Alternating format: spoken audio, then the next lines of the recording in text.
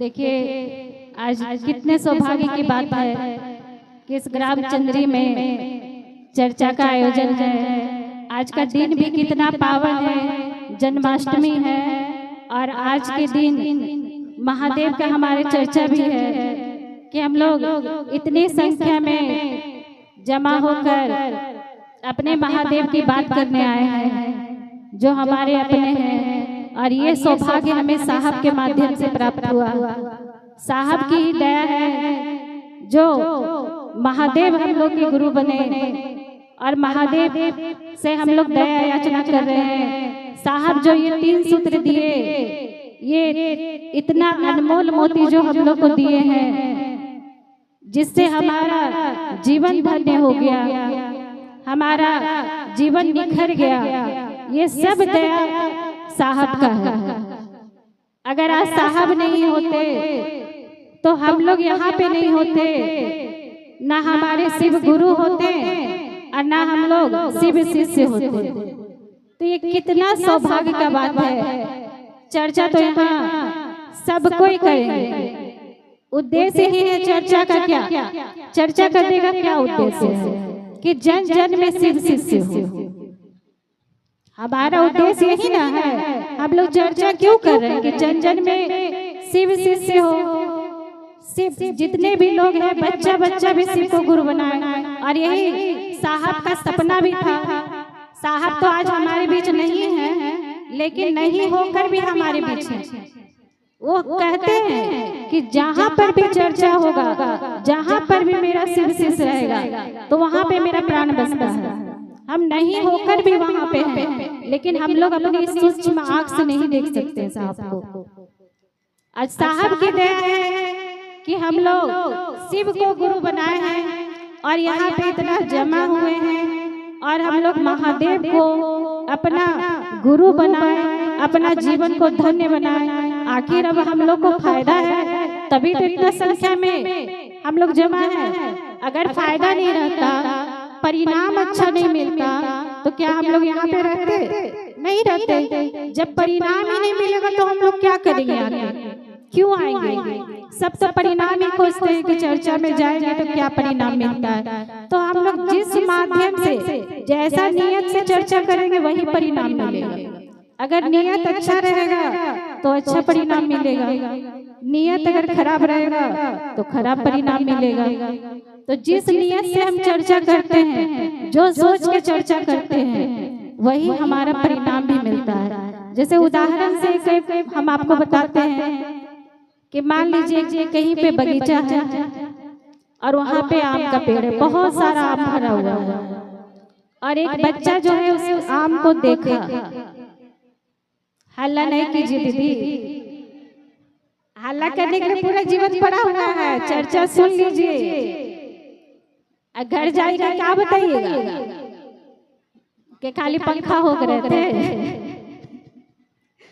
तो चर्चा पे ध्यान दीजिए, जो सुनिएगा वही ना सीखिएगा। हम लोग तो यहाँ चर्चा भी कर रहे हैं, सीख भी रहे हैं एक दूसरे से सीखने आए हैं, समझने आए हैं, ज्ञान प्राप्त करने आए हैं। तो मान लीजिए कि एक बगीचा था, तो वहाँ पे एक बच्चा मतलब आम का पेड़ देखा, उस पेड़ पे बहुत सारा आम फरा हुआ था, एकदम पका हुआ। तो बच्चा को आम खाने का इच्छा हुआ, तो वह आम तोड़ने के लिए गया। आम को तोड़ा कौन? हाथ तोड़ा। खाया कौन? मुंह खाया। आम गया कहाँ? पेट में गया। और बगीचा का जब वहीं पे घूम फिर के आया कि नहीं, देखा कौन था? आँख ही ना देखा। पहले तो आँख देखा, नजर आम पे किसका गया था? उस बच्चा का न गया था। वो देखा कि अरे बहुत पका हुआ आम है, तो चलो हम उसको खाने का इच्छा हुआ कि तोड़ लेते हैं। और तोड़ने के लिए फिर आम नीचे था ही, लपक के तोड़ लिया। तोड़ा कौन? हाथ तोड़ा। खाया मुंह, गया पेट में। और फिर माली पीटा कहाँ? पीठ पे। फिर आंसू कहाँ से निकला? आँख से। तो शुरुआत कहाँ से हुआ था? आँख से ही ना शुरुआत हुआ। तो वही चीज है हमारे जीवन में भी कि जिस नियत से हम चर्चा करेंगे, इस कहानी का उद्देश्य यही था समझाने का कि जिस उद्देश्य से हम चर्चा करेंगे परिणाम हमको वैसा ही मिलेगा। अगर हम मेरा मकसद रहेगा कि चर्चा के माध्यम से किसी गुरु भाई किसी गुरु बहना को बरगलाना या उसको घुमाना, तो परिणाम उसको नहीं मिलेगा। वो तो नादान है, अनजान है, उसको समझ नहीं है। वो जैसा हम उसको बता रहे तो मेरे तरफ घूमते जा रहा है, लेकिन उसका परिणाम किसको मिलेगा? जो बता रहा है उसको मिलेगा। उसको समझ में नहीं आया कि हाँ हम क्या गलत कर रहे हैं। लेकिन अगर गलत भाव से हम चर्चा कर रहे हैं, गलत भाव से लोगों को बता रहे हैं, तो उसका परिणाम गलत ही मिलेगा। तो इसलिए ऐसा नहीं करना। जो मेरा उद्देश्य है वही चर्चा करना है, और हमको महादेव की चर्चा करना है, साहब दीदी के बारे में बताना है। हमको यहाँ पे शिकवा शिकायत क्यों करना है? उससे क्या मिलेगा? कुछ नहीं मिलेगा। शिकवा शिकायत को ही तो खत्म करने के लिए हम लोग चर्चा में आते हैं। क्यों आते हैं? अगर घर में एक जगह औरतें रहती हैं तो इधर की बात उधर की बात करती हैं, तो इधर उधर की बात को खत्म करने के लिए तो साहब चर्चा का माध्यम दिए हैं ना, कि हाँ चर्चा में जाओ और गुरु की बात करो। इधर उधर की बात नहीं करना है, हमारे गुरु की बात करना है। गुरु की क्या बात करना है? जो साहब ने हमें 3 सूत्र दिए हैं। 3 सूत्र क्या दिए हैं ये तो सभी को पता है, और अगर जिनको नहीं पता है तो एक बार फिर से सुन लीजिए, क्योंकि आज बहुत लोग घोषणा भी करवाए हैं। जो नए गुरु बने हैं, जो शिष्य बने हैं, गुरु को अपना बनाए हैं महादेव को, तो उनको सिर्फ 3 सूत्र करना है। क्या करना है? पहला में दया मांगना है। दया में कहना है, हे शिव आप मेरे गुरु हैं, मुझ पे दया कर दीजिए। और कब करना है? जब आपका मन करे तब करना है। कोई जरूरी नहीं है, साहब नहीं बोले कि आपको नहा धोकर ही करना है, घर में आसन लगा के करना है, कुछ नहीं। जब आप सोकर उठे, जब आपको समय मिले, मन ही मन अपने गुरु से दया याचना कीजिए कि हे शिव आप मेरे गुरु हैं, मैं आपकी शिष्य हूँ, मुझ पे दया कर दीजिए। बस यही बात को बोलना है। और दूसरा सूत्र मिला है चर्चा करना। चर्चा में यही कहना है कि हमने शिव को गुरु बनाया है, आप भी शिव को गुरु बनाइए। किसको कहना है? जो जुड़ा हुआ है उसको ना कहकर जो अगल बगल जो अनजान है, आस पड़ोस में है। तो सबसे बड़ा है हमारा चर्चा। दया किसके लिए मांगते हैं? अपने लिए मांगते हैं। अपने लिए ना कहते हैं कि हे शिव हम पे दया कीजिए। तो हम लोग इतना स्वार्थी है कि दिन भर में 75 बार दया मांग लेते हैं। कोई काम नहीं हो रहा है, महादेव दया कर दीजिए। बेटा को अगर हल्का सा बुखार भी है या थोड़ा सा पढ़ाई में मन नहीं लग रहा, तो हे शिव इस पे दया कर दीजिए, इसको बुद्धि दे दीजिए। मतलब हर समय हम लोग दया मांगते हैं, और सबसे कम क्या करते हैं? चर्चा। इसके लिए हम लोग सोचते हैं कहाँ टाइम मिलेगा तब ना चर्चा में जाएंगे, चर्चा करेंगे। अब यही चीज हम लोग कम करते हैं। ऐसा नहीं है कि हम यहाँ पे बैठ के उपदेश दे रहे हैं तो हम बहुत ज्ञानी हैं, हम बहुत चर्चा करते हैं, ऐसा कुछ नहीं है। ये चीज मेरे पे भी लागू होता है, क्योंकि हम भी नहीं कर पाते हैं। तो यही चीज लगता है, हम अपने मन में सोचते हैं कि दया तो दिन भर मांगते हैं, और जो साहब का जो सबसे जो अनमोल काम हम लोग को दिए हैं वही काम हम लोग नहीं करते, चर्चा ही नहीं कर पाते हैं। तो हम लोग को ज्यादा करना है चर्चा। जितना चर्चा करेंगे उतना ही ज्यादा हम लोग का परिणाम अच्छा मिलेगा। कैसे मिलेगा? अब किसी स्कूल में ही देख लीजिए, बच्चा का जब एडमिशन करवाते हैं, अगर वो बच्चा एडमिशन करा के घर में रहेगा तो क्या वो पढ़ लेगा? कुछ सीख पाएगा? नहीं सीख पाएगा। तो उसी तरह हम लोग यहाँ पे घोषणा करवा के अगर हम लोग घर में रहेंगे तो क्या हम लोग कुछ सीख पाएंगे? नहीं सीख पाएंगे। अगर चर्चा में जाएंगे, एक दूसरे को, गुरु भाई को, गुरु बहन को देखेंगे चर्चा करते हुए, तो मन में लगता है वो दीदी कितना अच्छा चर्चा करती है, काश हमको भी आता। तो आ जाता है। महादेव से जब हम दया मांगते रहेंगे, दया मांगते मांगते महादेव दया करेंगे। क्या हमको चर्चा करने आता था?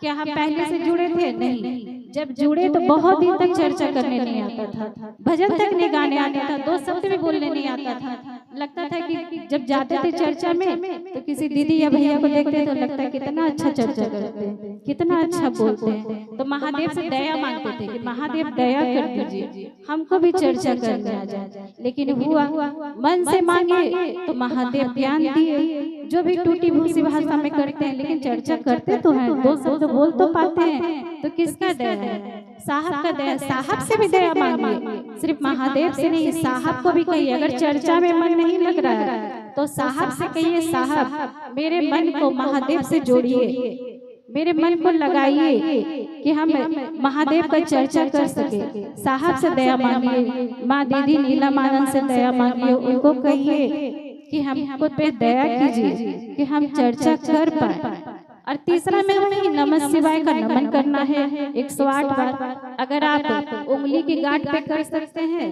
तो उंगली की गांठ पे कीजिए, और अगर उंगली की गांठ से नहीं कर सकते हैं तो रुद्राक्ष की माला से कीजिए, और वो भी नहीं कर पाते हैं तो तोड़ तोड़ के कीजिए, चलते फिरते कीजिए, खाना बनाते, रोटी बनाते, बैठते उठते, बोलते बतियाते, जब भी मन है मन ही मन नमः शिवाय करते रहना है। बस यही तो 3 सूत्र हम लोग को साहब बताए हैं, और यही 3 सूत्र से देखिए कितना परिणाम मिल रहा है। नहीं मिल रहा है? अगर परिणाम नहीं रहता तो इतना गर्मी में आप लोग आते हैं यहाँ पे? नहीं आते। क्यों आए हैं? जब परिणाम मिल रहा है, जो चाह रहे हैं, गुरु से जो मांग रहे हैं, गुरुदेव दे रहे हैं तभी तो। अगर नहीं देते तो हम क्यों आते? नहीं ना आते। तो महादेव तो परिणाम दे रहे हैं। और रही चर्चा करने की बात, तो ऐसा नहीं कि अगर हम ज्यादा अच्छा चर्चा करने लगे तो मेरे अंदर अहंकार आ जाएगा, फिर हम कहेंगे हमसे अच्छा चर्चा तो कोई करता ही नहीं है, तो ये भी अहंकार आ जाता है कि हम बहुत ज्ञानी बन गए, हमसे अच्छा कोई चर्चा नहीं करता। 2-4 गुरु बहना गुरु भाई अगर अच्छा से पूछने लगे तो अभिमान आ जाता है। तो अभिमान नहीं करना है कि हाँ आपको बहुत अभिमान है, हम बहुत अच्छा चर्चा करते हैं, बहुत अच्छा भजन करते हैं, ये अभिमान नहीं करना है। जब हम लोग एक बार इटखोरी गए थे, वहाँ पे यही 21 सितंबर को का जो होने वाला है विराट शिव चर्चा इटखोरी में, आप लोग वहाँ पे जरूर जाइएगा। वहाँ पे हम लोग गए थे, बैठक जब हुआ था, अखिलेश भैया हम लोग को बुलाए थे, तो वहाँ पे एक भैया बहुत अच्छा बताए कि चर्चा जो है ना करते हैं उसके बाद अभिमान हो जाता है। तो उस पे बहुत अच्छा कहानी सुना रहे थे गधा था, कि एक गधा था, उसके पीठ पे महादेव का फोटो रख दिया गया और वो उसको छोड़ दिया गया। तो गधा जहाँ पे जाता था तो लोग उसको पूजा कर रहे हैं, लड्डू खिला रहे हैं, पेड़ा खिला रहे हैं, प्रसाद चढ़ा रहे हैं। तो गधा कह रहा है कि क्या बात है, लोग मेरा इतना इज्जत कर रहे हैं, तो हम तो लगता है राजा बन गए, महाराजा बन गए, लोग तो मेरा बहुत इज्जत कर रहा है। पूरा खुश हो रहा है वो गधा, जहाँ जा रहा है उसका पूजा किया जा रहा है। तब इतना शान से चलने लगा, पूरा खुश हो गया कि हम तो बहुत महान हैं। जाता था और सबको उसका पूजा करने लगता था। अब धीरे धीरे उसमें इतना अहंकार भर गया कि वही फोटो उसको भारी लगने लगा, जो पीठ पे उसका फोटो महादेव का था वही भारी लगने लगा। तो क्या किया कि पूरा उछल कूद के उसको दीवार में पटक के तोड़ दिया, तो फोटो तो खत्म हो गया।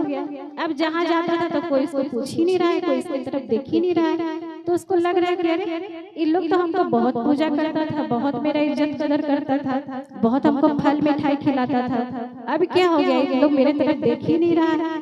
तो पूरा चिल्लाने लगा अपना भाषा में कि हमको मिठाई खिलाओ, पूजा करो। तो चिल्लाने लगा अपना भाषा में। तो 2-4 आदमी डंडा लेके आया, 2-4 डंडा उसको लगा दिया। तब वही क्या था, क्या उसका पूजा हो रहा था? नहीं, लोग तो महादेव का पूजा कर रहे थे, लेकिन अहंकार उसको था कि मेरा लोग हमको पूजा कर रहा है, हमको ये कर रहा, मान सम्मान दे रहा है। इसलिए अभिमान नहीं करना है। अभिमान अगर हम लोग करेंगे तो खुद चकनाचूर हो जाएंगे। तो महादेव का जो काम है वही करना है, और इससे ज्यादा मैं क्या कहूँ। इसी के साथ मैं अपनी वाणी को विराम देती हूँ और महादेव के चरणों में प्रणाम करती हूँ।